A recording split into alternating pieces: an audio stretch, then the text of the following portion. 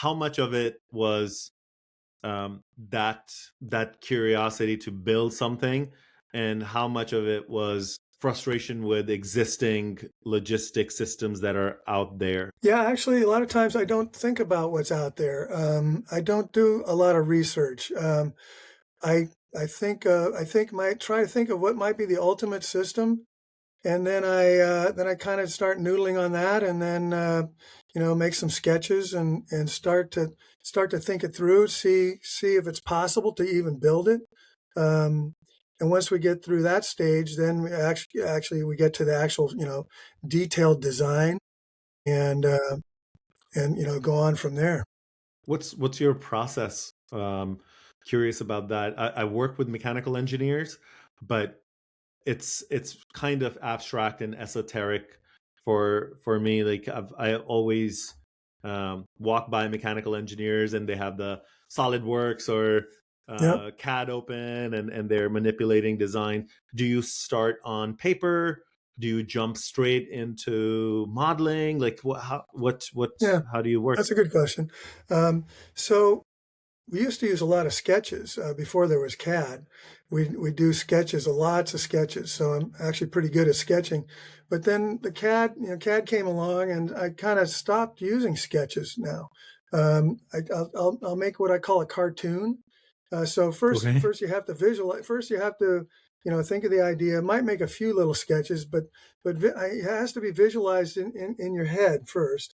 And then once you visualize it, then you start making what I call cartoons. And that's just kind of simple blocks I'll put in the CAD. Okay, this could go here, this could go here. This would kind of block things out. Um, Got to get a sense for the size and shape and volume that's available for the different mechanisms. And then start getting into more detail uh, on each mechanism, each subassembly, because typically a complex system is built up of a lot of different little subassemblies. In this robot, we have basically just four different subassemblies that do all the work, and each subassembly is actually repeated four times in the robot. So we have like 16 subassemblies in the robot that make it function. Wow.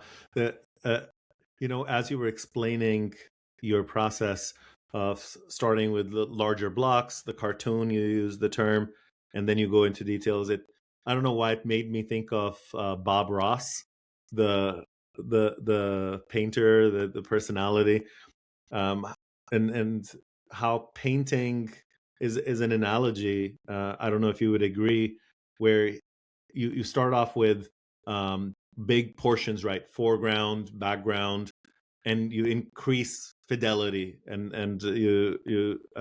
design process is similar. There's definitely a parallel between art and engineering, the processes.